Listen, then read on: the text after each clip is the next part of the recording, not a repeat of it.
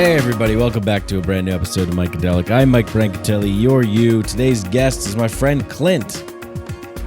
Clint. I like saying Clinton. I don't know too many people named Clint. He likes to be called Clint. Clint is a medicinal mycologist.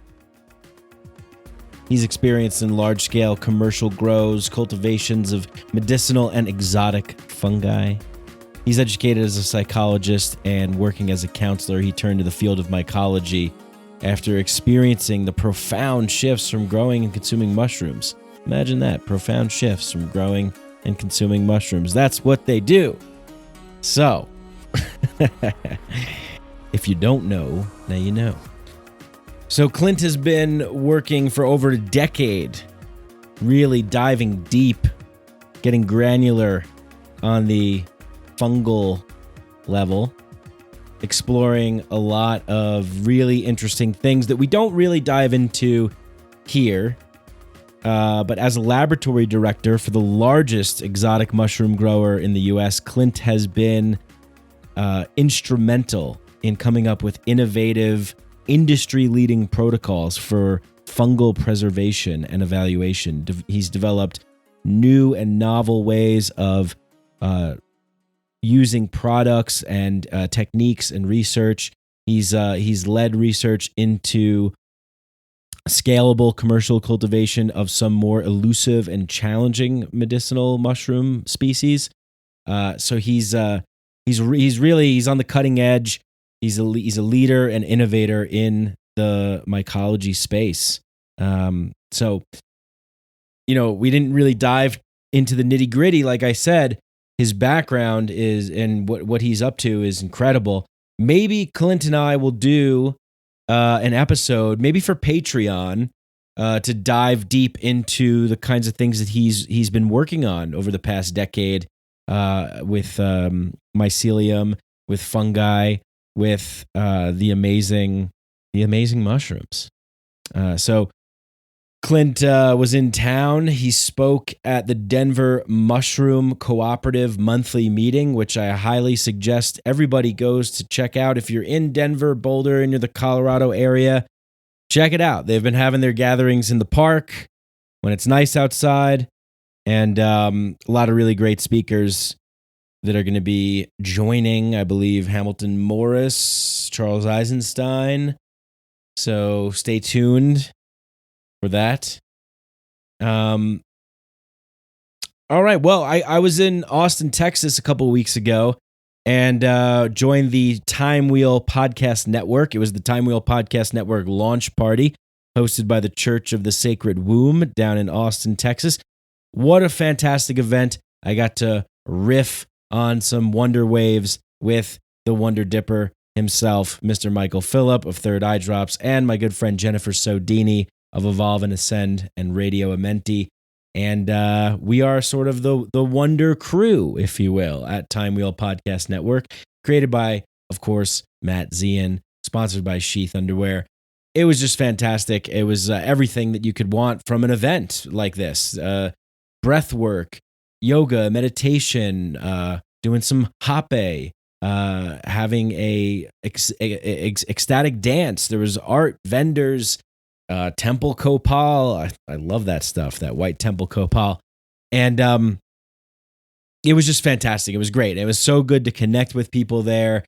If you came out for it, thank you. It was awesome to meet you and see you there. It was just great. I mean, this is something that we are all pretty much in alignment with at the Time Wheel Podcast Network, that we want to do more often. We want to have live events. We want to get together. There's just nothing like a live event.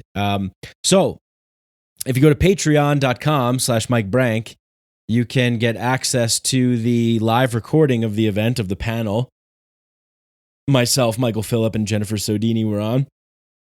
Talked about wonder, meaning, awe, creativity, and it was great. And I have that on my Patreon. It's patreon.com/MikeBrank, and I believe it's up for $5 tier patrons and up. So check that out.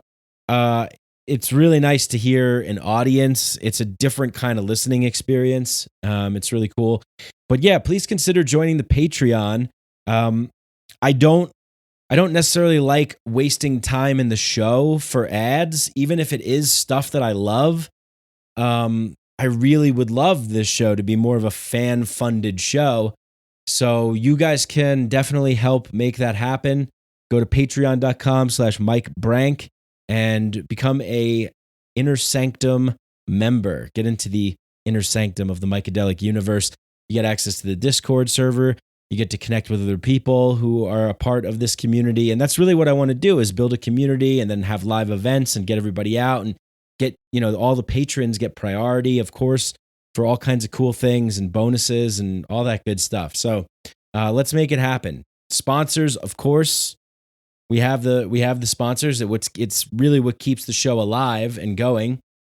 Fungi Academy. If you want to learn about how to grow mushrooms, if you want to learn about cultivation, you want to learn about sacred mycology, if you want to learn about psychedelic journey work, it's a fabulous online program. Over 75 videos. It is dope. Just go check it out. All the links for everything that I'm talking about will be in the show notes, show description area. So if you're interested, I can't recommend them enough. If you're not able to be in an area where you can learn hands-on from other people, like I have here in Denver, if you're in an area where like mushrooms are decriminalized here in Denver, psilocybin mushrooms are decriminalized, so it's a little bit easier for us to learn and kind of compare notes, hence the Denver Mushroom Cooperative and what they're doing. So if you're not in an area like that, if you're somewhere else across the world, wherever, this video course resource from my friends Jasper and the Fungi Academy brothers is incredible. They really, it's top notch. They knocked it out of the park. It's amazing. It's truly amazing stuff. So I believe Julian Vane is in there as well, past podcast guest, talking about psychedelic journey work. So they have some amazing contributors and guests that are a part of that. Of course, you've heard me talk about SHEATH underwear. SHEATH underwear is incredible. They are amazing. I love their underwear. It's literally all I wear now. It's great.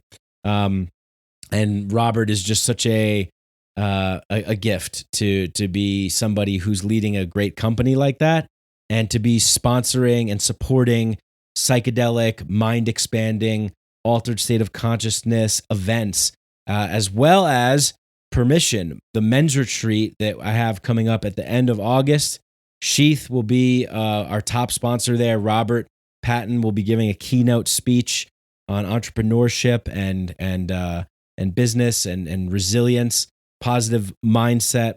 It's going to be great. So please check that out. If you're interested, fill out the form on the website and we will get in touch with you. I think we have a few spots left, so it's turning out to be really good. Then we have Ohana Kava Bar. I was like, who else pays me to talk about them? Ohana Kava Bar.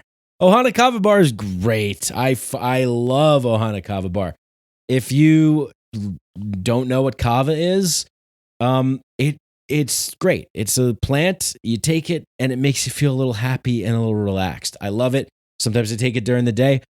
I have microdose days. Sometimes I microdose and take kava. Whew, that is, you're feeling good. Little CBD, maybe a 2-to-1 kind of thing going on. Really puts you in a good space. But Ohana Kava Bar truly is just, I love them. I just absolutely love them. I'm probably going to take one tonight.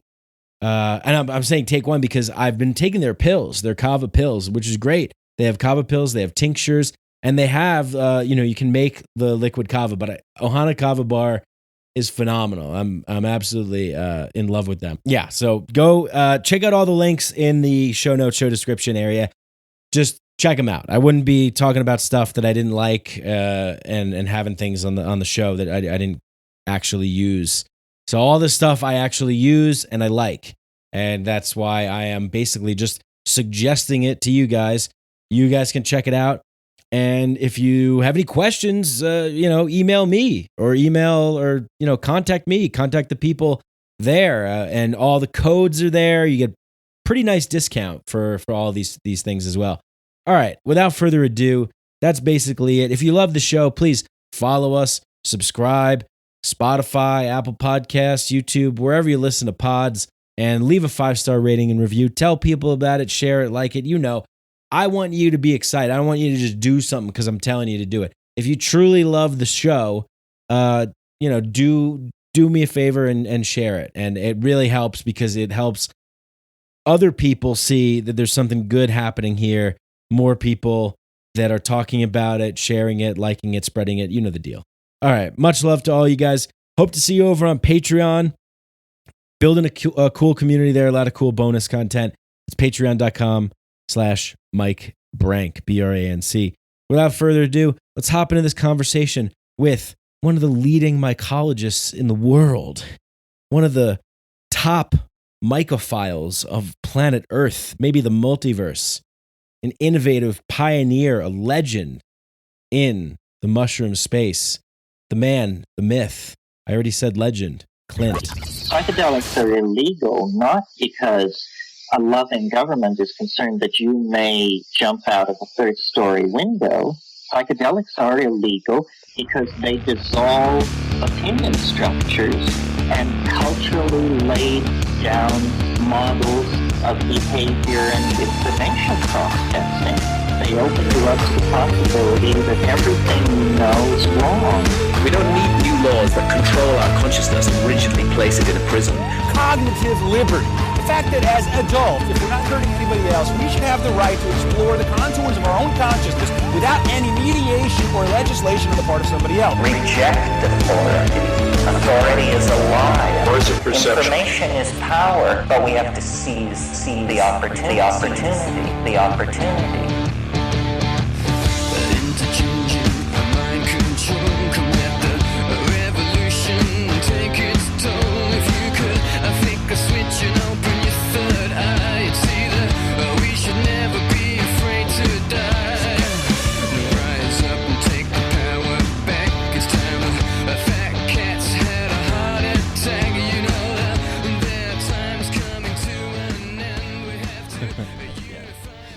So we met for the first time in person at this house, at my house here.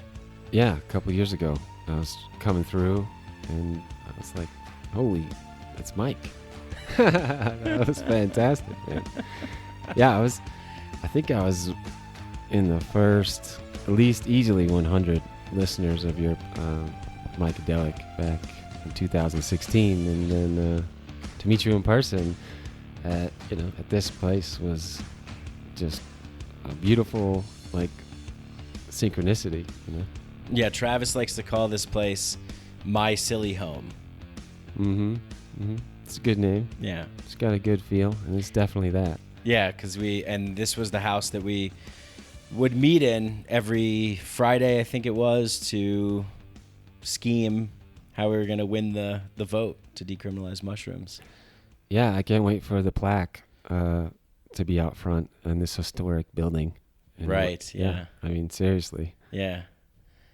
It was something, man. It was like we were talking before about community and stuff. That's just the energy that was in the air during that campaign. It was just like, I just want to be campaigning all the time, for maybe not campaigning actually, but that energy, that vibe.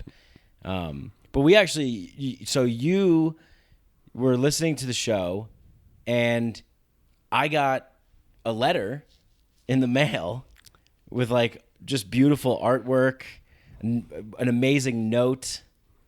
You remember that? Oh yeah, man. Yeah. I mean, it's fun to look back on that. I feel a little bit kooky about it, but yeah, I was just trying to really love you up because I was really appreciative of what you were laying down for the world, and maybe going through a little bit of a hard time. And I remember you kind of being just maybe you just got back from Peru, kind of that readjustment shock, and maybe living at your parents' house, and I was just keep going, I think was my message and support. So I'm glad you made it through that, man.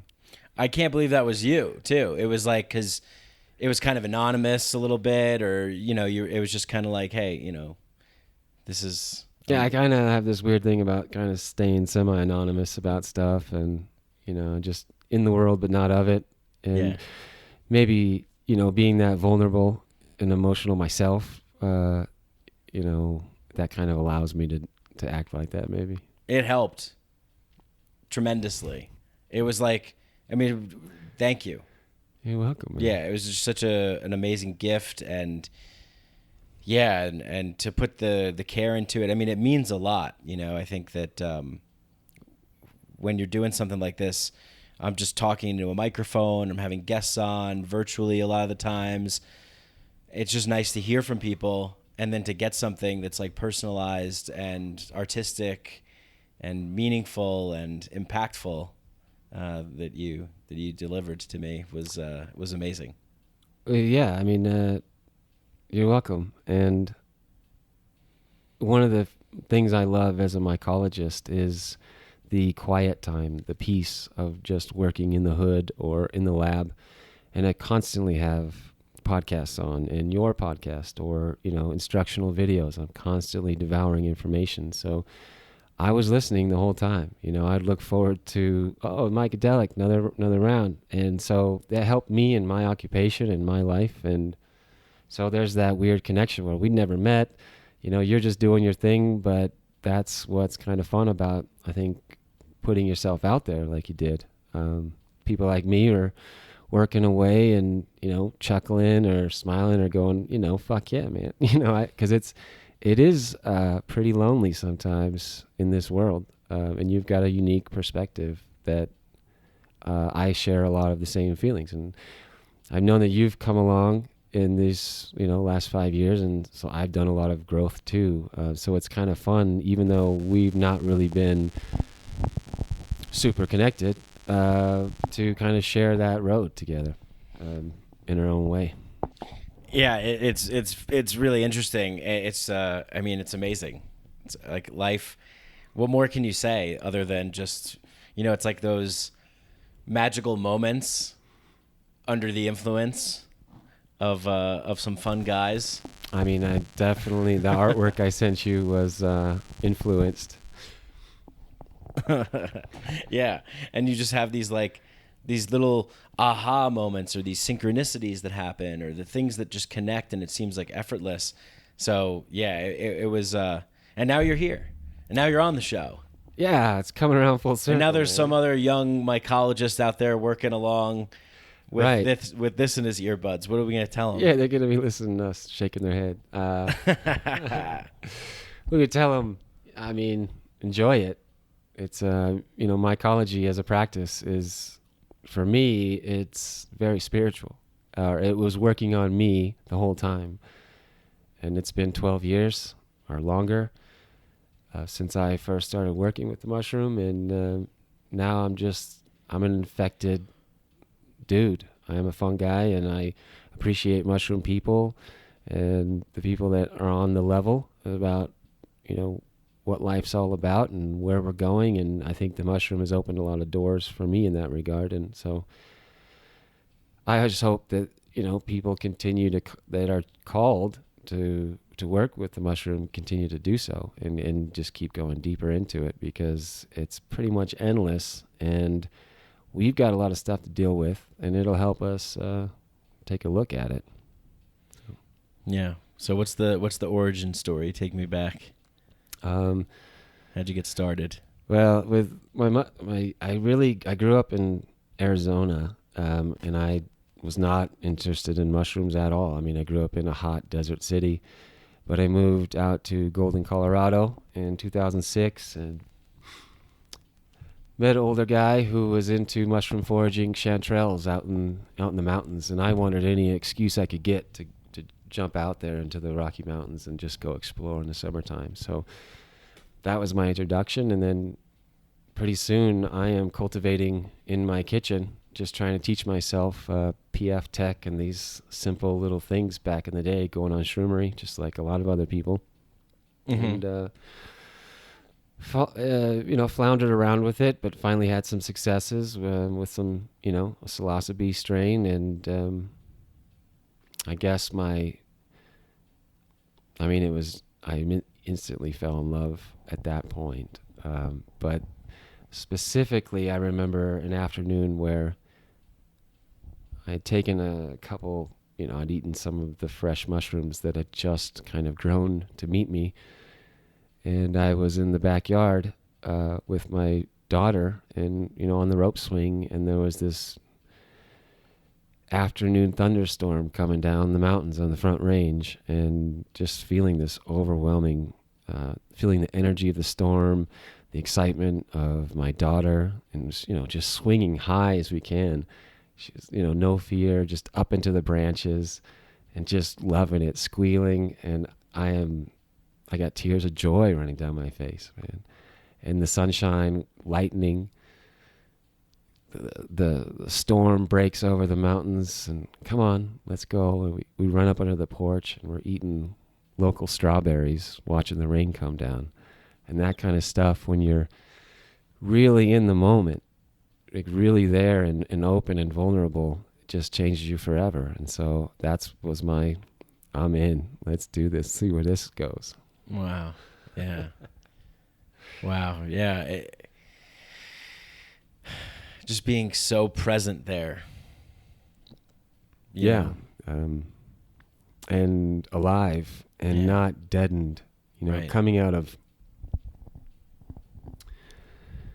I guess, maybe a very common situation of, deadening yourselves to the pain of the world and, slogging through whatever you needed to get through, and really using a lot of coping mechanisms that weren't very healthy, and just not feeling things, trying not to feel, to be more like strong or competent, but you have to shirk all that. And the mushroom was saying, no, you got to stop that. You got to start feeling into it and really be there.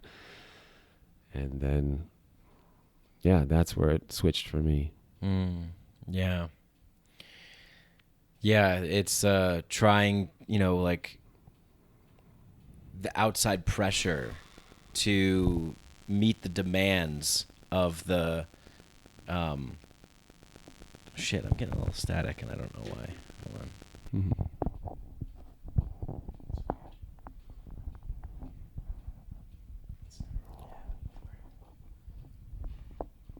Interesting.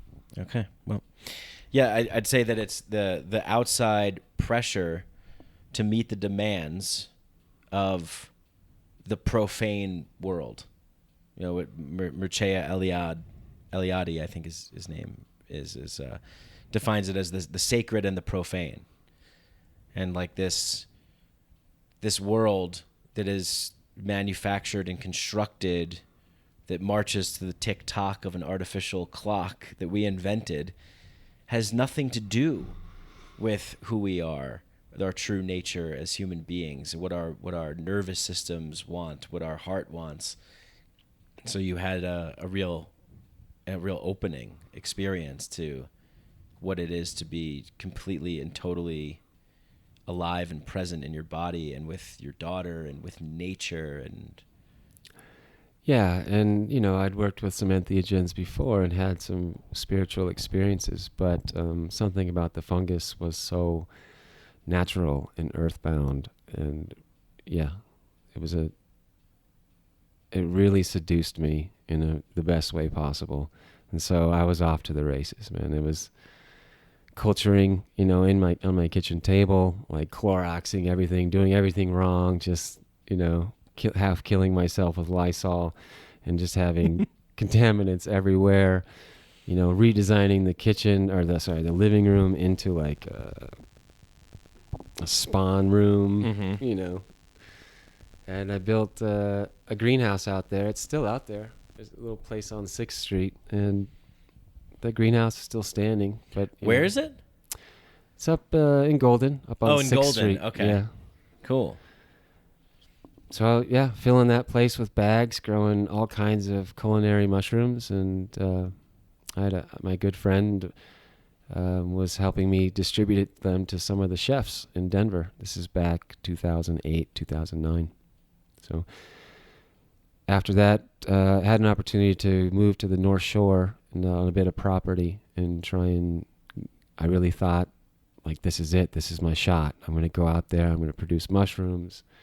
I met my wife in Honolulu, in 2004. She really wanted to go back, and just the ocean, the beauty, everything there, the rainbows and the people and the food. It's so alluring. So we went, to give it another shot, and I just couldn't make it. It was too much. I was trying to do too much by myself, and it just wore me down. So, but I learned a lot, had a wonderful time. I mean, you can't have a bad time when you're living on North Shore, Hawaii. Like, a lot of good memories, surfing, sun, sea, all of that. But we had that experience, but we had to move on because it was breaking my body. I literally couldn't walk for like a month after a certain accident. Shit. So. What happened? I was working construction. Yeah, it's kind of a fun story because it's not a typical story. I was working full-time construction and trying to do the farm in the evenings, and so I'm working 60, 80-hour weeks just by default, and trying my best, right? Just redlining myself in like almost every way to just make that breakthrough, right? And I had a lot of support and help, but it was just still ego. It was still me making it happen all the time. And the supervisor called me over one Friday afternoon after the 8 hours of humping it. It's a yard where you're just manufacturing walls with metal and just mass manufacturing, putting them on trucks, and then they go slap up houses. It's really modern. It's how it's done on the islands. They use all steel because of the termites and the storms and everything. But it's really brutal, as far as construction goes. It's a lot of strength, a lot of amazing, beautiful people, men in there, providing for their families in really one of the most challenging ways you can in this world. Anyhow, supervisor, it's like, calls me over on Friday after the shift, and he's like, you're fired. And I just didn't see it coming. Wow. And, you ever seen like those samurai movies? Yeah, I've seen a couple. Where the guy cuts him and he doesn't even know he's been cut. Right. And then he just slides apart. Yeah. I turned around, I took 3 steps, and I just felt my spine slide open, and I was on the ground. Like I got cut down spiritually, emotionally. And I literally crawled to my car and got home and got to the couch and was just laid out. It was a spiritual experience. Whoa. But it was physical. But you injured yourself. Oh, I mean, it was... You fell down from falling down. No, I mean, the injury was the hurt of... The shock. Yeah, and I was holding myself together for so long to make it work, and I just got cut down, and it was over. Like, I knew it was over. I stopped with the farm. I folded it up. That kind of thing, it's on another level. Like, this is not just a sign. Like, I'm injuring, there's... my higher self or other things involved sometimes in the mushroom path. And so it was brutal, but I'm thick-headed. Like, I will push through, right? That kind of, deadening yourself and making it happen, right? And just putting your armor on. That's what I come from. Right. But this was, again, the mushroom showing me this isn't your way. So we sold everything, with the farm, and gracefully I got a position in the lab at another mushroom company in Northern California. And we just were there. We packed up like a couple of suitcases, a little family, and on to the next thing on the mushroom trail. So So it was kind of like, if you weren't really listening, if you weren't really tuned in, it was the universe, the energy, the force, the spiritual dimension is going to make you listen in a way. And that's what happened. Yeah, I'm an 800-pound gorilla, man. And the mushroom helps me out a lot. The spiritual dimension helps me out. That's not even the first time or the last that I've been taken by the back of the neck. Yep. Yep. Yeah. So then a new opportunity presents itself. Absolutely. And it was 10 times better in what I needed. And every time it's been like that. And so I spent 5 years working in the commercial industry surrounded by the best mycologists. That these people dedicate their lives to the art and the practice of providing good organic, exploring new species, cultivating them, real applied science. And a lot of them are PhD level out of academics. A lot of them are just people who, like me, fell in love with it. Self-taught, and you applied for it, or did you you got a reference or something? No, I just reached out Yeah. to the owner, sent him an email. It's like, here's my situation, and said, all right, we can get you a little position. Cool. Come on board.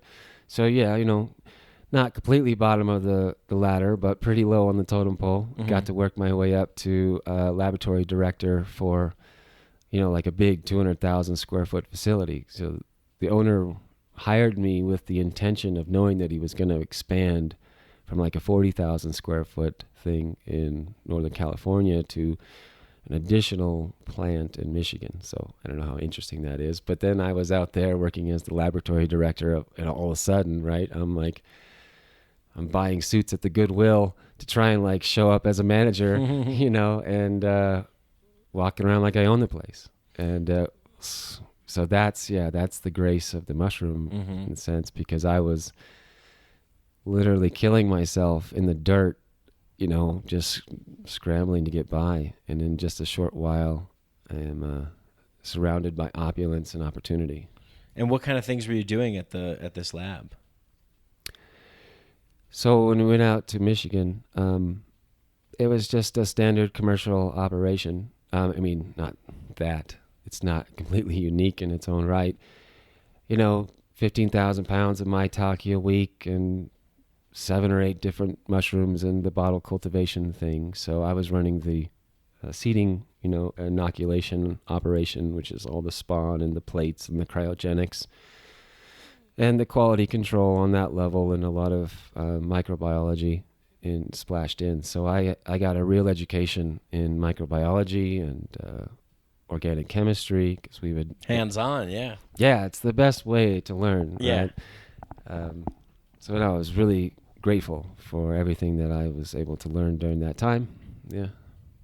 Very cool. So just maitake mushrooms, that was your specialty at the time, or that's what the lab was producing, or was there more?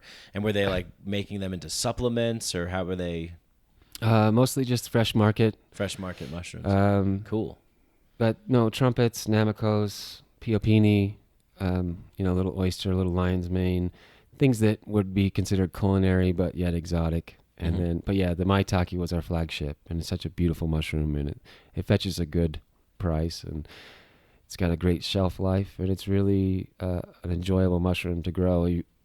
The fun thing about being in those environments is they're like miniature forests. You walk into a grow room, and there's thousands and thousands of these beings there doing their thing, expressing themselves.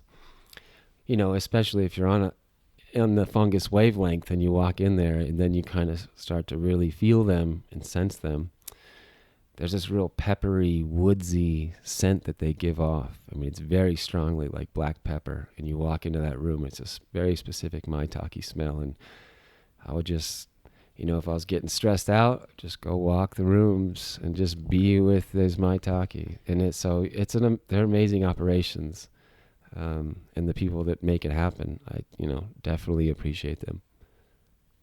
So you're in the psilocybin world. You're experimenting, doing your own thing, taking right during this time.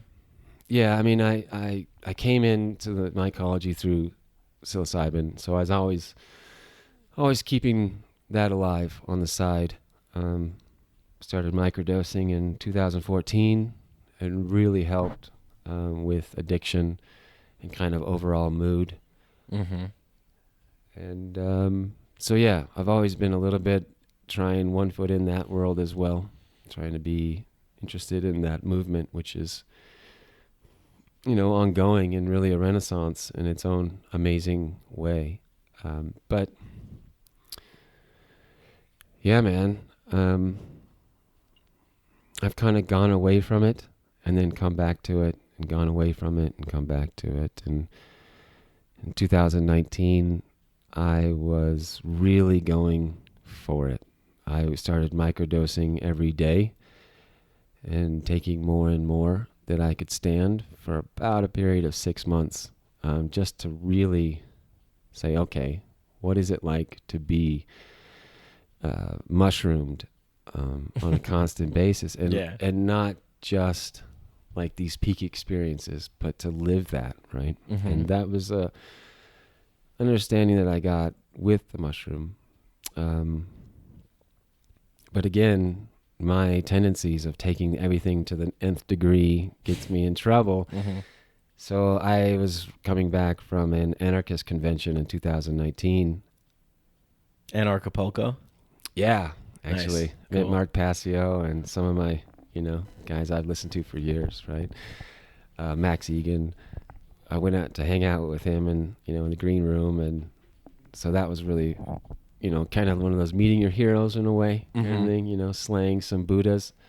And it really always is, right? Kind of, you have to kill your Buddhas. So I just talked about this. Yes. Yeah. Kill. If you meet Buddha on the side of the road, kill him.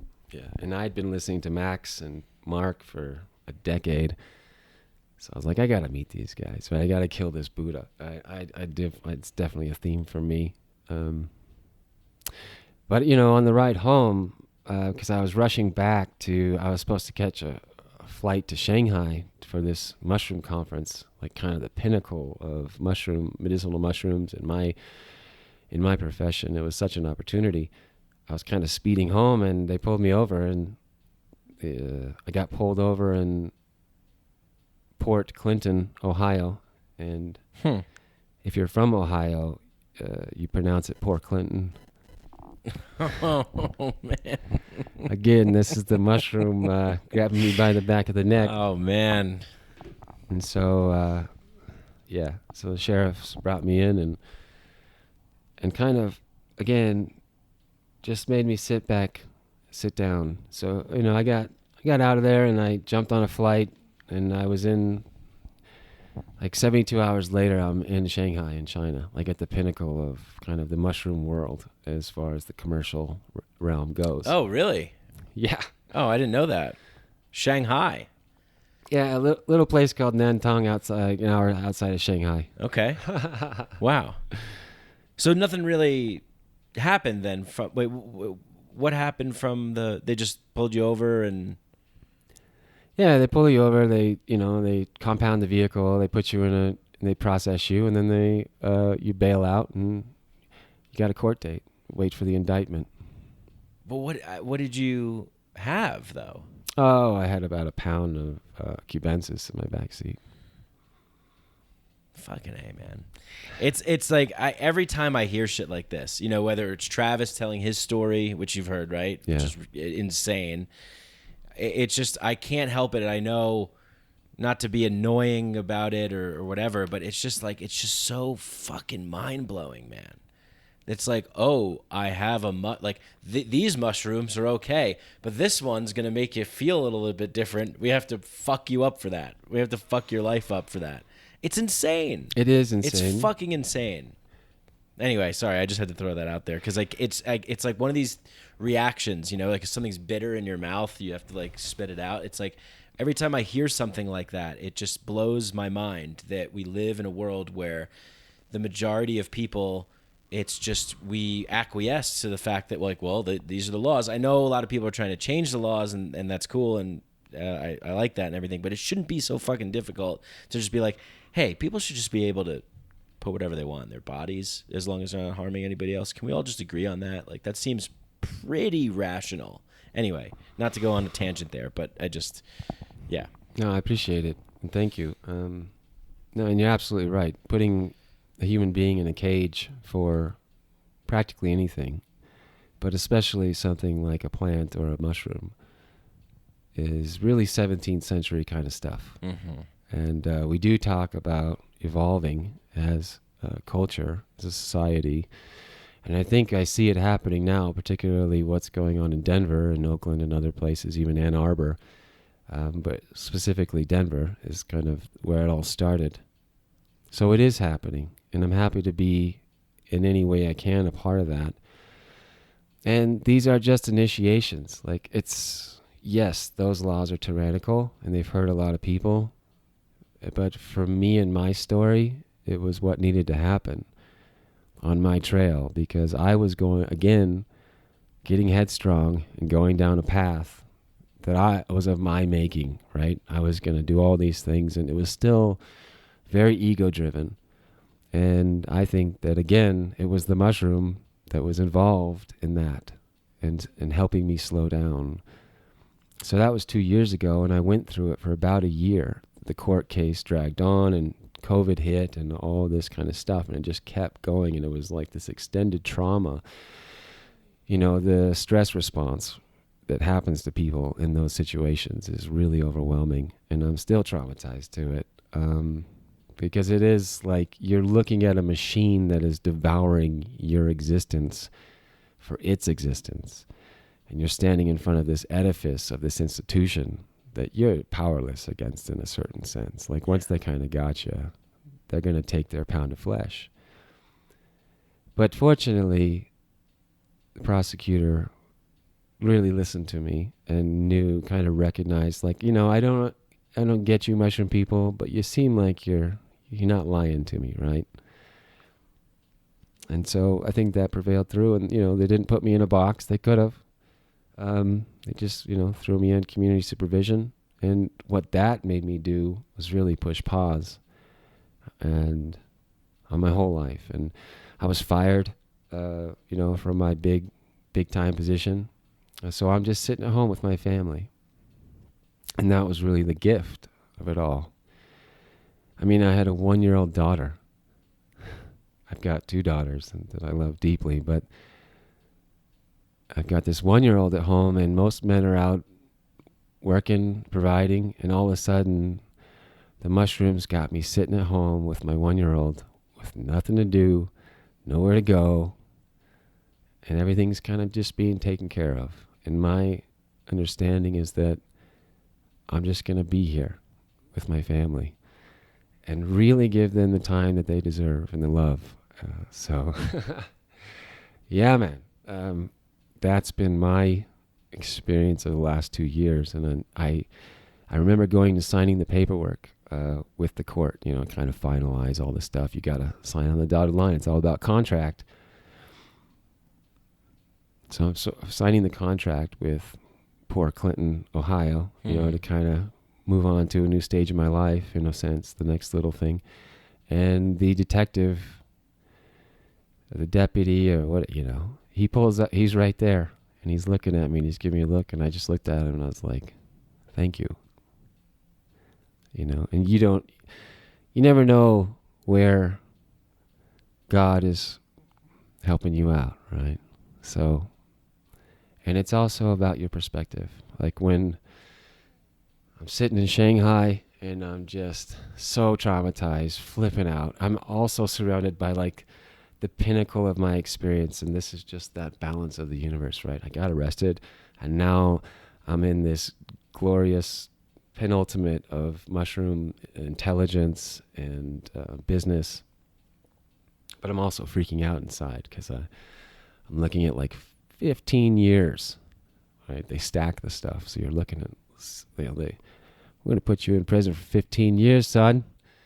Fuck. Just to, you know, really get Scare the you shit out of to you. look at it. Yeah. But, you know, it was really good. My wife and I decided in that moment to, you know, approach it with love and really see where it would take us. And where it's taken us is just to another level of our love and love for the world, and recognizing that everything is a blessing and just an initiation into the next level of your existence in the spiritual path. So that's where I find myself today. That's kind of a little bit about my story with the mushroom. Oh yeah, I forgot we were. I forgot I asked you how did this all start. Yeah, but wow, that's. I mean, it's incredible. It's an incredible story. So yeah, I mean, this trip to Shanghai, that was for work. Yeah, that was. So it was like that you had this thing happen where you get stopped, you get arrested, you get the court date thing, right? And then you also have at the same time the highlight of like a work career, the tale of two cities. Yeah, it was the best of time, it was the worst of times. Yeah, absolutely. I mean, I'd been working, like I said, starting in my kitchen 10 years ago to then being at the conference of all the best mycologists. And then, yes. And then having that other thing. And then having that thing in the background. Yeah, I mean, that's just so much for me has been the experience of this dualism of this reality where you have to be very careful what you ask for, and the equanimity of that balance is how that works. And even when things are bad, there's always the blessings of the other side. It's always in balance. Like the current situation with the sicknesses, for my life has only made my life that much more enjoyable and pushed me into what is important. I think, and that's what's helping a lot of people really realize, like when the bars and the restaurants are all closed down, what matters to you, right? And for me, it's family and, inner peace and, living on the land and gardening. It's really, been just such a beneficial thing. Again, kind of origin story of coming from the desert, it's a different, to learn how to cultivate and generate and farm is kind of new to me. So I get to come at these things with fresh eyes. So I'm constantly learning just how to be human, in a way. Be a more natural human, be a little bit less dependent on the system, and a little bit more self-sufficient in everything I do. And I think that for me, that starts with moving into your heart and being okay with yourself, right? Accepting who you are, like radically, and all your flaws, and really opening up your heart to that feeling of divine bliss and love, which again is thankful to the mushroom. Yeah, you mentioned that you had tried some entheogens before mushrooms. So I'm assuming that you didn't really have a spiritual or profound experience, or maybe you did, but the one that with the mushrooms was kind of the ultimate one. Talk to me a little bit about that. What did you? Because when I was a kid, people ask me all the time about like when I started with psychedelics and stuff, and I didn't start in the way that I'm using them now. I started just like, hey, I want to get like fucked up with my friends and get high, so we're just gonna like eat some shrooms and drink and do some other stuff and who knows what, So what was it like for you? Yeah, I mean, I think I took acid for the first time at like 17, 18, and it was more of just for fun, and was into the rave scene for a number of years. Right, yeah. That was a good scene. Oh, it was very good for a depressed 18-year-old in like kind of suburban Phoenix, right? To just have an outlet. So yeah, I miss those days in a sense, and they served me well. But about the age of 23, I started really getting into yoga, and I'd read, Paramahansa Yogananda's book, Autobiography of a Yogi, and some different like texts and things like that, and I was really interested. As a young man, I was really turned off by Christianity, just in the church way of it. Were your parents Christian, or are they? Kind of Unitarian in a sense. We never really, church people. But okay. What does that mean, Unitarian? I'm not. I think it's just kind of an open, kind of like we're Christians. We're Christians. We celebrate Christmas, but that's like something like that. Yeah, it's not so much like Lutheran or Baptist. To be honestly, I don't know. I shouldn't even say much about it. But my inclination was to go to yoga. My stepfather, who was really more of a father than anything, was a long-term meditator.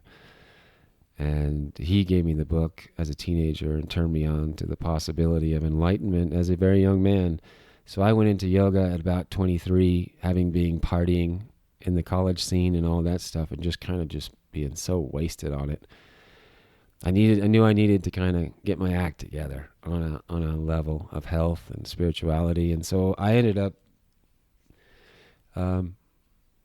smoking some 5-MeO toad because they're in Phoenix. And Sonoran Desert, right? Yes, it is the Sonoran Desert. There's lots of hallucinogens that are natural to the desert. So I was always in and around that, but the 5-MeO was special. I was in the presence of infinite space and in the front of 3 golden Buddhas for about 5 minutes, just sending me that golden light of enlightenment. So that kind of thing you don't come back from, I mean, obviously you're back in your body in a matter of minutes, but you're changed for forever. And then really realistically, when I went to yoga, I was already doing Kundalini yoga and Ashtanga and teaching meditation classes, teaching to learn in a sense. And then it really started working because my whole system was on fire. It was cleaned out, right? So the 5-MeO really prepared my body. And so I'm in a strip mall in like East Mesa where my yoga dojo was, a beautiful little spot, right? But kind of unassuming, just off the side of the road in, kind of modern America. And I'm having a full-blown Kundalini experience through my crown chakra, right? That's great. I love that. Full-blown Kundalini experience through my crown chakra in a strip mall in Mesa, Arizona. Yeah. Next to like a Chuck E. Cheese and like a heart attack burger. There was a Eats a Pizza place, whatever that is. I used to go over there as a poor college student. I'd ride the bus down there, and I'd even remember showing up with a pizza one time to before class.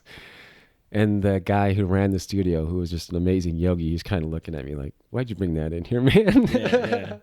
But that's what it was. It was just like offering enlightenment in a little stall on the side of the road. And I just checked in there and I was all about it. And it happened for me. Now, that's 23 and I'm in a strip mall in Mesa and I'm looking around. There's no community. So I kind of went a little off the deep end for a little while there. It's very dangerous in a sense to open yourself up to that level if you don't have the community around to support you. Yeah. Yeah. Let's talk more about that. That's interesting. I think that's important too. I definitely had this urge to awaken, right? I don't even know what that really meant. That I guess it meant that I was just going to know everything or something like that. And then I was going to be at peace and everything was going to be easy. I got a lot more than I bargained for, going in that direction. But it's so, it's so important because I crumbled pretty hard after a very big ayahuasca experience coming back to New York and not having people there that knew about this experience and went through it. And, so I can imagine it's probably similar, right? You didn't really have a lot of people that were on the same wavelength or even people that could be elders who've been there and can guide. What happened for you? Actually, it kind of weird. I kind of went a little messianic for a minute, but then I think I was also using other substances to try and suppress that energy in me to be able to conform back into what society wanted me to be. Mm-hmm. I really went through a very dark time of trying to suppress it just to fit back in because I went around to everyone I knew. It was like, this just happened to me. And they just were looking at me they didn't either believe me or they thought I was crazy. Kundalini awakening experience. Yeah. It's samadhi. It's enlightenment, right? It's right. It's on the path to there. It's that connection of energy with the greater thing. It's a spiritual, it's kind of the thing you want to be up to if you know what you're doing and you have like guidance and things along those lines. Right, but I didn't right. have a guru at the time, and Right. I do now, and she's helped me a lot with that. She basically, it's the nice thing about the spiritual path is you can kind of give people responsibilities to help you out. Be like my guru, she's a Kundalini Maha Shaktipat guru. She manages my Kundalini for me, or she kind of did at the time, and helped me just kind of, she watches it. And, or, you know, it's kind of, what does that mean? I don't really know what it means, you know, but it's not out of control anymore, right? Because you just kind of pop off like a fountain. Yes. And it's just this wellspring, and it could kind of come off spontaneously. Like I had my brother and his friends over one time, and I was, you know, kind of giving them a talk about it. This was like after it happened, and it just started to come up and erupt through me. And it was just too much, you know. You're trying to get my degree in college and keep a job down, and right, and you're then going through this stuff, and it wants to do what it wants to do. Yeah. Right. Yeah.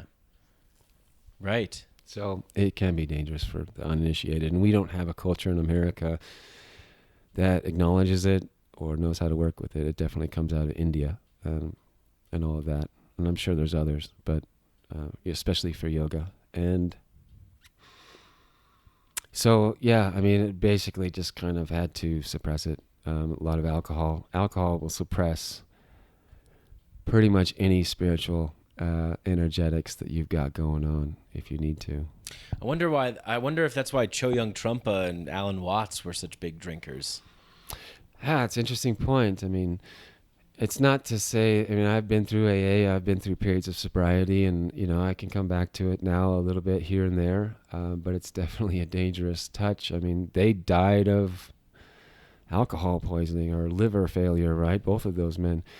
So I don't know. Yes, it does. I can see the relationship of using it as a crutch to manage your own spiritual energies. And it's a very enjoyable substance at the same time. Sure, yeah. So. But there's something to be said, though, about like the society that we live in. It's a very alcoholic society. Yeah, 100%. It's so condoned. Yeah.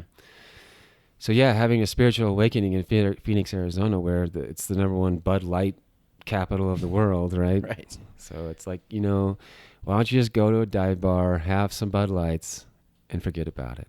That was my enlightenment experience at the age of 23, man.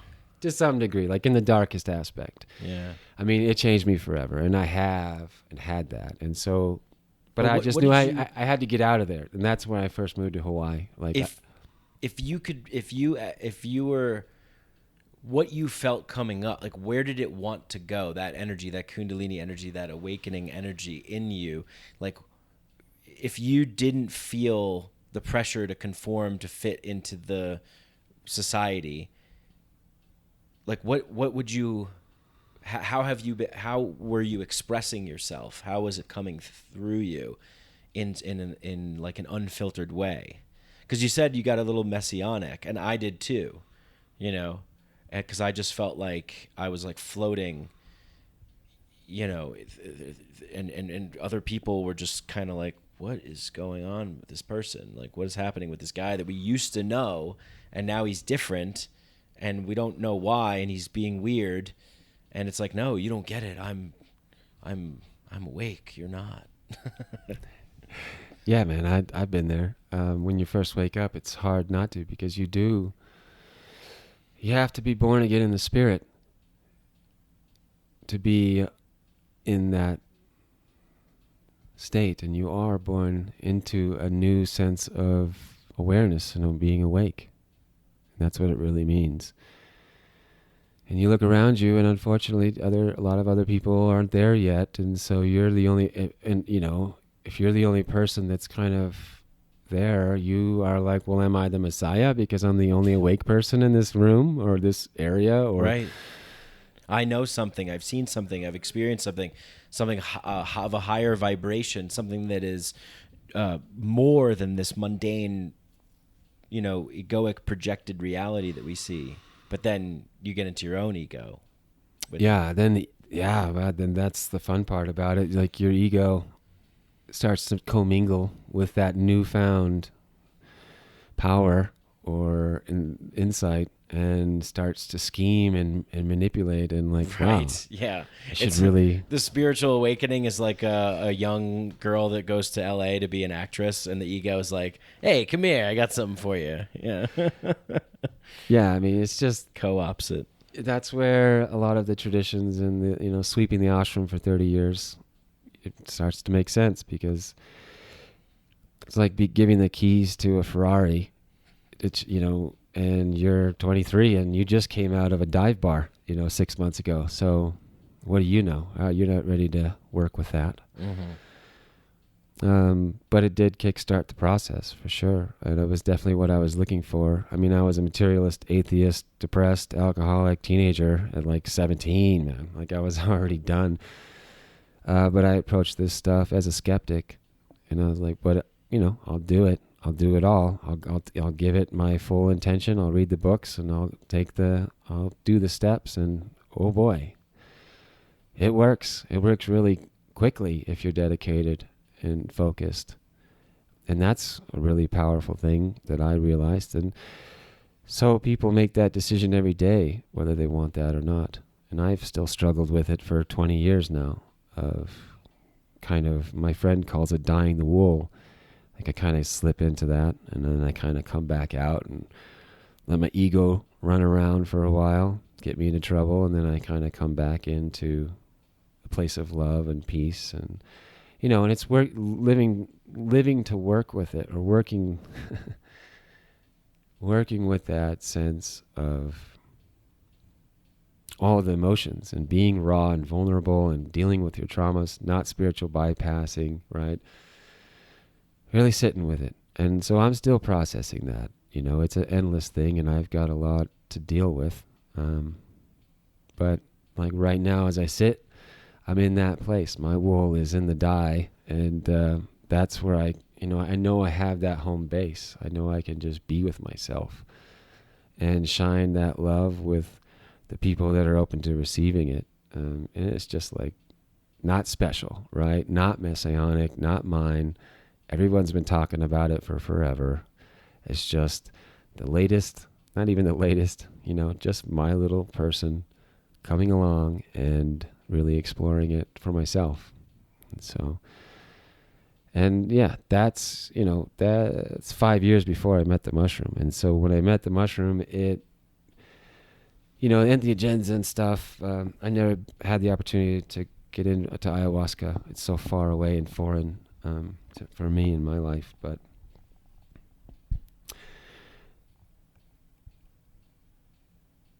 not just these peak experiences, but kind of a way, right? The mushrooms offer you a way of living with it, in the world.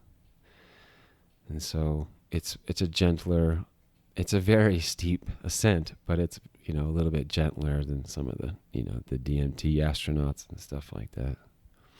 Or shooting your kundalini off like a firecracker, Those are all wonderful and great, right? But you still have to bring it down. Like you still have to contribute, chop wood, carry water, raise children, plant the garden, get a job, produce, generate, right? All that. Yeah. Yeah. I got to come back. I mean, it's interesting because, yeah, it seems like you've had this big opening up, and that kind of set you down a path to try and like work with it, manage it, so that it's not these extreme highs and extreme lows, that it's more of a consistent, gradual unfolding. You're just another node of the light bright that's went on. And, yeah, it's a good way to talk about it, yeah. Right? And you're like, okay, cool. Because, I mean, I feel it from you. Like, when you first came, when I saw you again, I was like, it's just an energy. Yeah. It's an energy. I pick up on it, and I'm like, wow. Like, I call myself a Care Bear, man. It's just like, they shine love out of their hearts and like create rainbows and change the world. or whatever they were up to. I don't know. forget what they do, but yeah, I I think know they're that's what changing they the do. world, but they're definitely loving people up. And so that's where I found is just to come into a place, Ram Dass and all these people have always talked about just being in that state of loving, abiding, acceptance, joyful love, and however you want to talk about it, bliss, ecstasy, it can go into those vibrations, but you really just want a nice little coal of love in your heart that you can radiate out into a room to the people you love, and you love everybody at that point. So Ram Dass talks about that, like falling in love with the girl at the checkout counter. I've done that 1,000 times too, just being in love, and then but again just remembering the teachings and just being like, that love is for me, or it's it's for everybody. It's not specific. It is specific for me. It's very personal.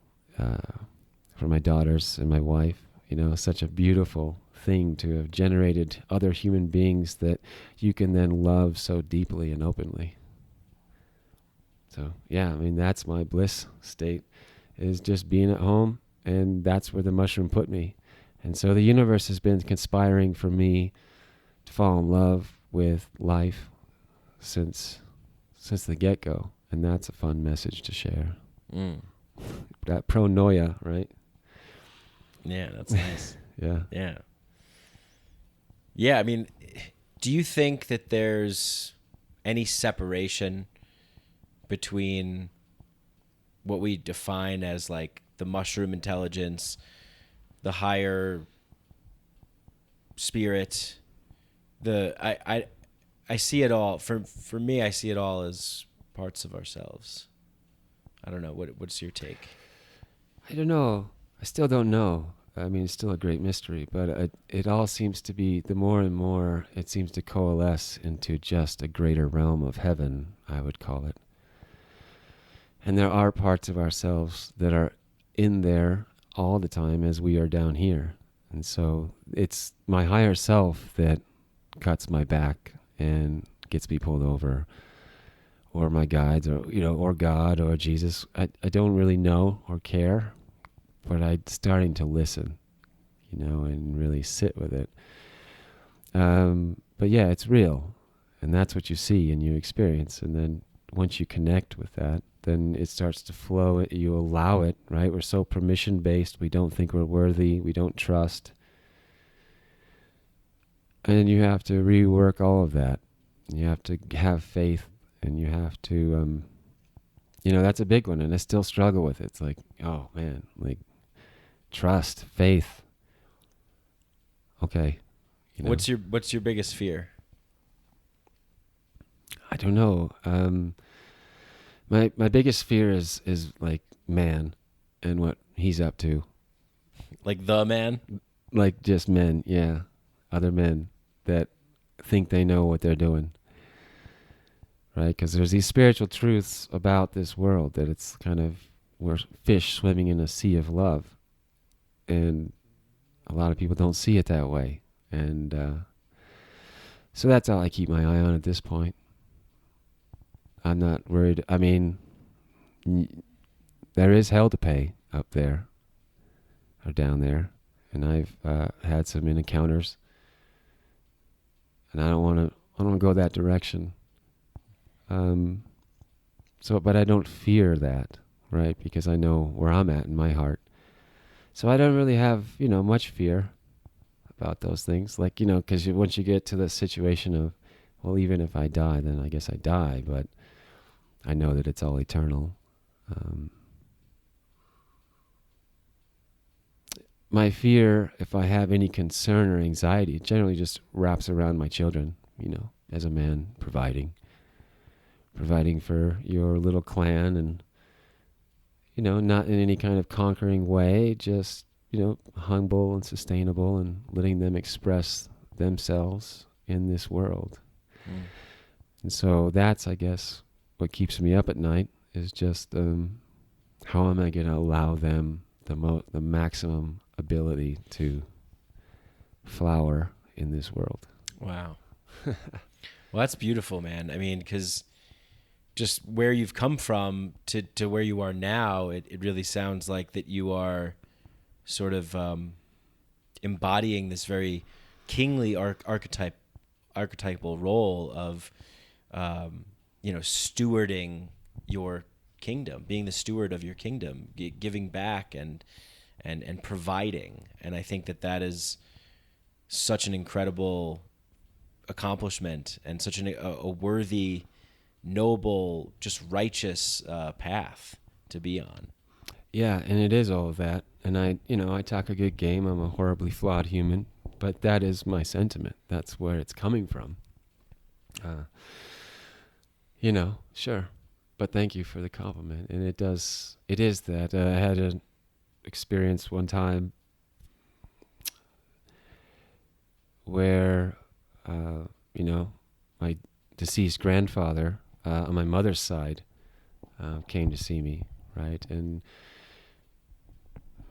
kind of showed me the lineage of our ancestry in heaven, like up above me, unfurled in like golden elven letters, was my family name, right? Like, you are a king in heaven, right? We all are. We're all sovereign beings that are down here for enjoyment and to learn, right? So that was really powerful. And so it gives you strength, and it also brings peace. But yeah, there's a lot of masculinity in that, like kingliness of being like, I'm not at war, but I'm not really going to be taking any shit. Yeah. Well, like you said, I mean, right on, because I look at the world and yeah, I'm like, man, I hope that when I have children that they are able to grow up in a world that is full of life and abundance and joy. And I look at how I grew up and hearing, your story as well. It's like, man, like, wouldn't it be nice if they didn't have to go through that kind of shit, and they didn't have to go through all the kind of conditioning and indoctrination and the, putting this, the round peg in the square hole, all that stuff, the factory farming of human beings, essentially. Right. Yeah, my children don't go to school. They're all homeschooled for the most part. Awesome. My youngest doesn't have a birth certificate. She's a native Michigander. Right, so that's up to her now. I don't make decisions for them. I mean, I do as a father what I see best, but I really subscribe to the thing of letting them decide as kind of their own beingness. And that's not easy, right? Like, you still have to step in and provide guidance. There's a lot of manipulation through the media and things like that do creep in regardless. You can't insulate them from the world. But yeah, you do what you can, right? That's the classic saying of any father. You do what you can. Yeah, right. Yeah, you do the best you can.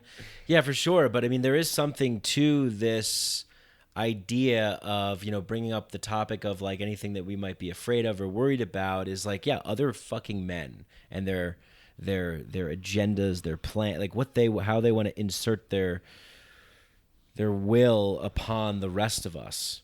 And it is mostly men, right? I mean, it's mostly men. It's not really. Heck, I don't know, man. Maybe it's aliens. Maybe.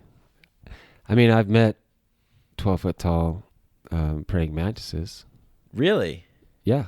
That's interesting. Do you know Stuart Davis?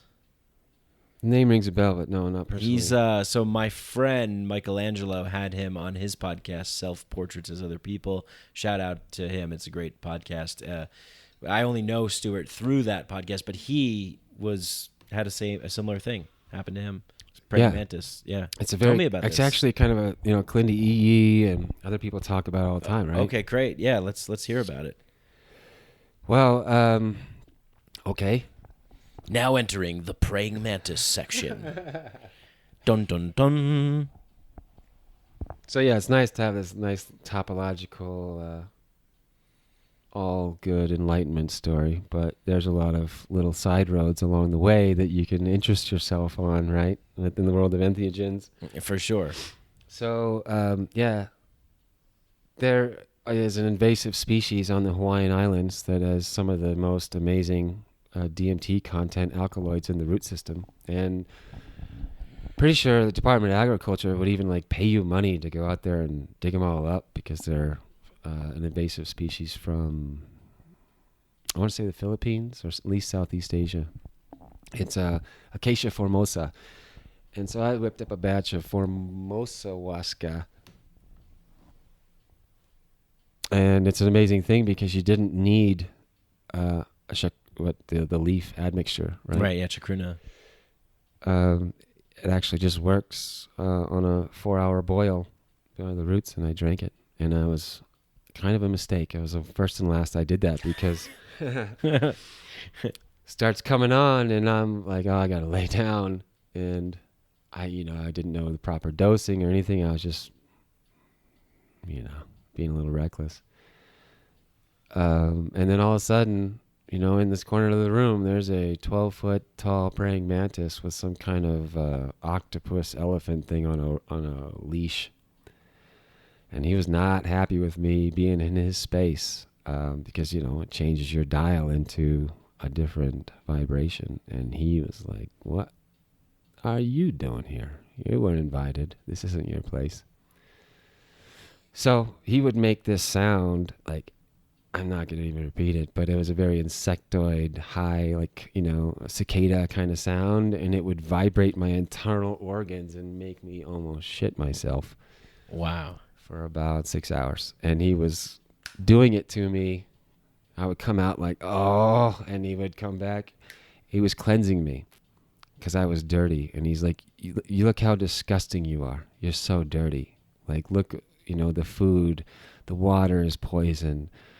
And it's so sad because I was on the North Shore of Oahu, and that land has been so abused by some of these U.S. military and big ag companies. That's where they do all their stuff, and that land has been so abused. Obviously, the people. And I was living there, and it was in me, and it was showing it to me. So, again, like, you can take it as the victim. And this 12-foot praying mantis was being mean to me, right? Just poor little me. Or he was showing me that I was toxic and that I shouldn't be in that space because I was bringing that toxicity into that space. So, and, gracefully, the experience ended. And I was, so yeah, that's my praying mantis story.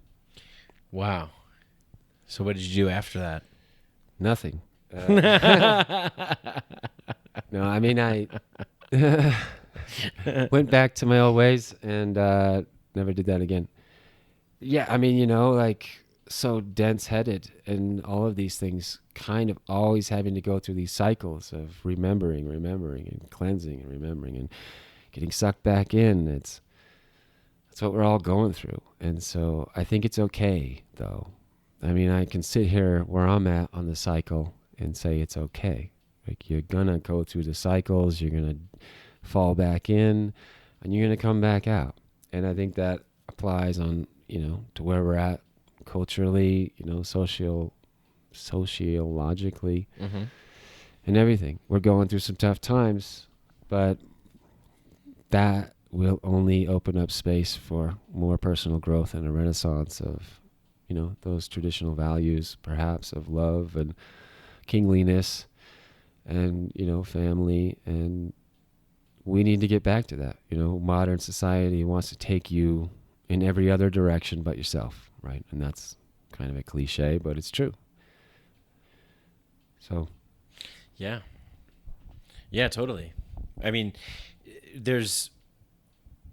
I think that in today's day and age, with everything being very digital, virtual, even though the method of schooling and everything, there's something to be said about a total embodied, direct experience. Yeah. That really, and not just in the psychedelic realm, but learning by doing. like what you've shared so much of, and also not necessarily waiting for the right moment to be ready, but to start doing something and teaching, and then learning through teaching, and failing, and then learning through that, because it imprints in you a deeper wisdom, I think, that you can't really get. Like, I mean, and the other thing is, think about how boring it would be to just read a book and then just go, oh, I know how to do everything the right way.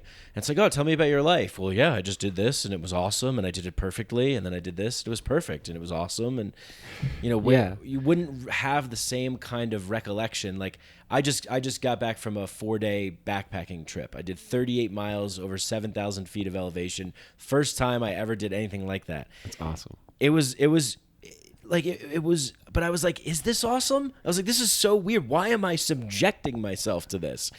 But I'll never forget it. It was a grueling, challenging physical experience, but it was also a mental experience as well. It was like pushing. I think there's something really, there's something that really makes a person through challenging difficulty and failure and getting beaten down and grueling, hard, dark, and depressive.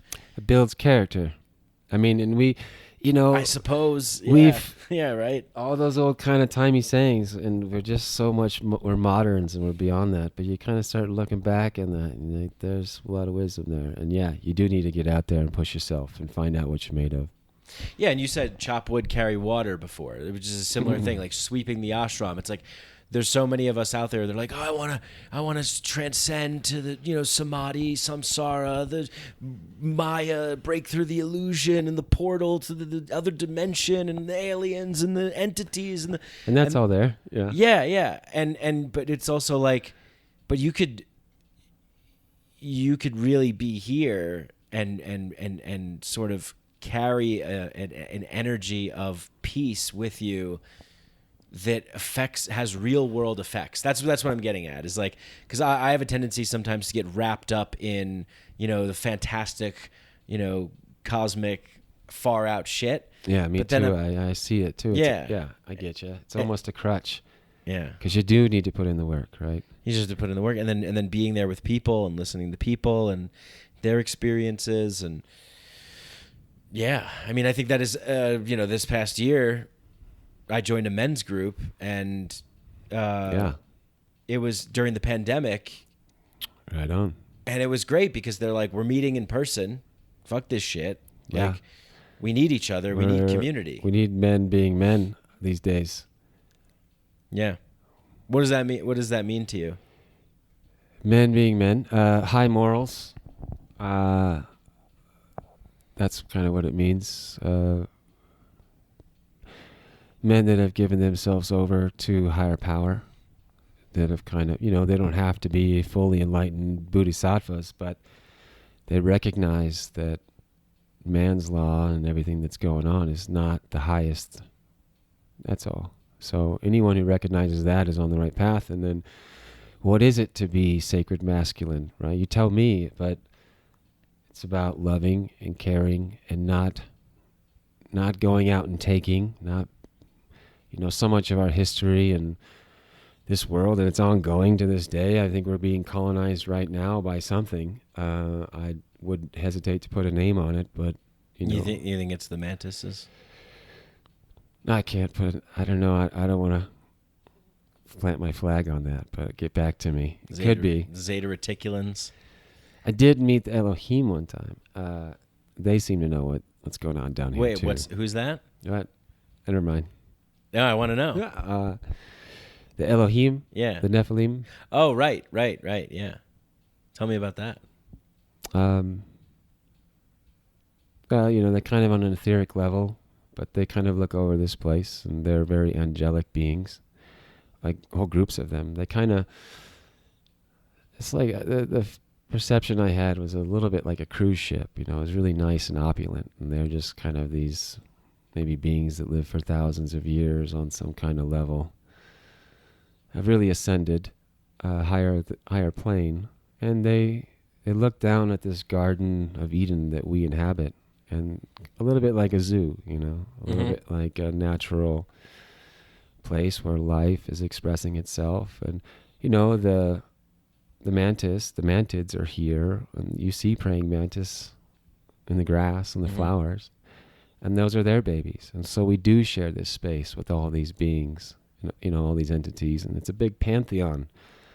I mean, there is the one source, but there is also a pantheon of beings that are either watching over, or maybe they've got diabolical intentions. But generally speaking, yeah, that was, I can't get into too many details, but they did allure me with, kind of that twisting and writhing sexual energy practice that they're highly into, tantric sexual yoga. So they showed me a little bit how that worked, and I kind of got the opportunity to observe, but even in that state, I knew that it wasn't my place to dive in to that situation. So, yeah. But they were kind of lesser down on the totem pole as, meat, flesh humans with our situations. It reminds me a lot of like kind of the Lord of the Rings stuff. Kind of elven in a way. Yeah, I always think that, like, man, Tolkien knew some shit, I think I don't know. I always wonder if they were, I think peyote was pretty popular, like, or what, what's the mescaline? Mescaline, yeah. Back in those times. Right, yeah, it was like, you'd have, like, Aldous Huxley and, like, probably, yeah, like Tolkien, like, wearing, like, suits, like, taking mescaline and just like, hey, this is an interesting experience. Let's document this. Yeah, but there's these fiction authors. I mean, it's amazing. Like, even, like, I'm a fan of the show Rick and Morty. Yeah. On Adult Swim. And big truth drops on there, right? Yeah, and I just finished watching Loki on Disney Plus, and it's like there's so many of these shows that like shows like this wouldn't be, you couldn't have them come out like 20 years ago. It would be too much for people. So I think, as Terrence McKenna used to say that, like, as time is speeding up, things are getting stranger. And I believe that. I believe that that more is opening what's up. Going on. Yeah. Yeah. More is available for us to see if we want to see it. And even with like mainstream bullshit, you see, UFO, like all this UFO stuff. I don't know what your take is on it, but my take is, like, if it's coming from like the New York Times or something that there's some spin that's happening. There's some distraction. There's some shell game type thing. Look over here, that's going on, because I don't trust these sources that are like, oh well, I've lost complete trust in anything mainstream media. Yeah. If it's coming from the government, and I have no idea what's going on out there. I've seen some weird things in the sky myself. Yeah, same. And I just told you I was sitting on a spaceship, an intergalactic cruise ship at about 10,000 feet or something, right? That was invisible to our perception. So I do not know anything about what's going on out there. And I guess that's to my own detriment. Like, I'm kind of an explorer in that way. Like, I'm still that psychonaut. Like, I'm curious. Like, what is this? And I'm only allowed, at this point in my evolution, kind of brief glimpses or maybe chance encounters. And it can be dangerous out there, right? I've got a very strong Christian friend, and the Bible says, don't play around out there. You know? Right. Yes. And I know that, like, to a certain degree, but yeah, there is a intrepidness, a curiosity that is kind of overwhelming, and the mushroom has always really done right by me.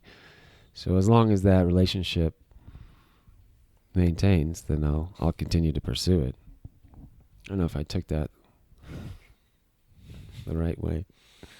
Well, yeah, I think so, because what I get from that is that it's we're never going to know all the things. There's a lot of crazy, weird stuff going on, but as long as you develop you have that reverence and respect for the mushroom, and treat it, have a good relationship with it, that food, keeps you on the path. Food, medicine, enlightenment, all through fungus.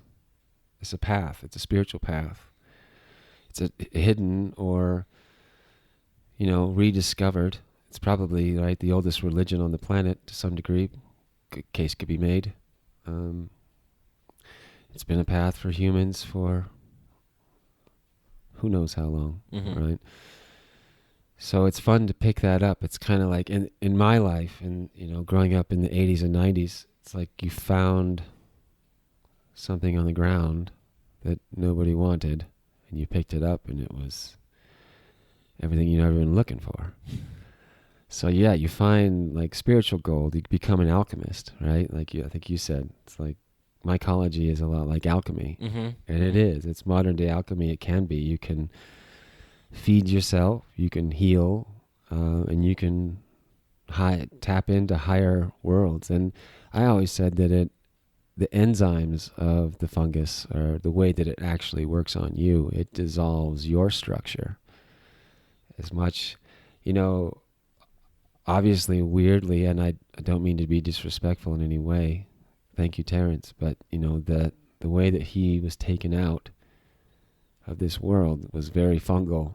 I think that's been said before, like his tumor looked like a big mushroom or something along those lines. I don't know, but I definitely feel infected. So it is a symbiotic relationship.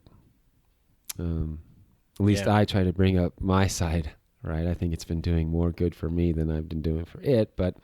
No, that's not true. No, I mean, going into commercial cultivation and spreading the good love and the good word. Yeah, of course. I'm trying to bring up my part of the bargain. Yeah, you're doing it. Yeah.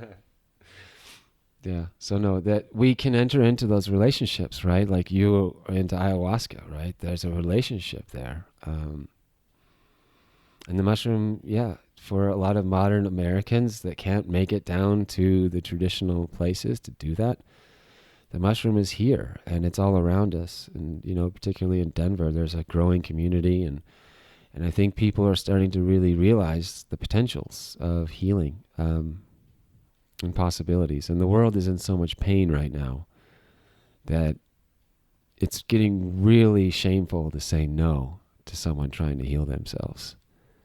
Right? So that's pretty powerful. I think that's where we're at. So we just need to continue to demand our right to heal, our right to our own spiritual path, whatever form it takes, and stand on that and heal ourselves. And that's the only thing that's going to save us to the future, right? To really embody being a healthy people that can make the right decisions, not based on a trauma, but based on a love.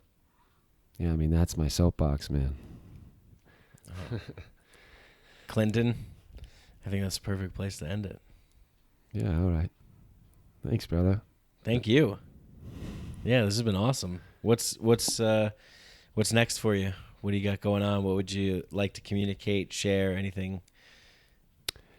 I'm really trying to move into just being a private person and kind of disappearing in a way and just tending my garden. But I am out here in the world trying to help the general community find better access to natural medicines, be they something that helps with the gastrointestinal, be it something that helps with, any kind of cold or flu situations. And maybe even mental health and things along those lines. And it's all kind of, once you have the skill set, it all blends and flows together. So I'll be, going out to work on projects like that and really get some stuff started and really trying to help people. That's, kind of the nice part about the cycle of coming around again and again. Now trying to lead with the heart and really saying, how am I going to serve the most people, the most healing? And that's kind of what I let lead me. But yeah, I don't really have much out there, like anything that I'm ready to present. Sure. Well, you just gave a talk at the Denver Mushroom Cooperative. You're right. And yeah, they need all the support. They are amazing. Travis's group there, Hope and Elka. What a beautiful group of people. And there's a lot of people in the background that want to see that, and I'm one of them. So yeah, Travis asked me to come down here, and of course, man, can't say no to Travis, and because he's holding that light. he's creating something really beautiful and special here. So I invite anyone and everyone to support that and get involved 100%. Awesome, yeah. And you're just going to go hit the road, Gandalf Whitebeard to the next place. Yeah, get on A my wizard always my, arrives on time. my big 74 pickup truck, my white steed. I'm going to head off into the sunset and go do some liquid fermentation mycology, because that's what I do. Amazing. It's amazing, man. Yeah, and I just think that's great. So don't contact him. He doesn't exist anymore. After this podcast, he's gone. He's vanished back into the ether. But I think that you have a lot to offer in terms of sharing your experiences, your trials and tribulations, and the accumulated wisdom that you have here, and helping people on the path, young mycologists who are just starting out, things like that. So yeah, message me and I'll pass it on to Clinton. Thanks, Mike. This is super fun. Appreciate it, brother. Thank you. And thank you to everybody out there. Till next time. Love you guys. Much love. Peace.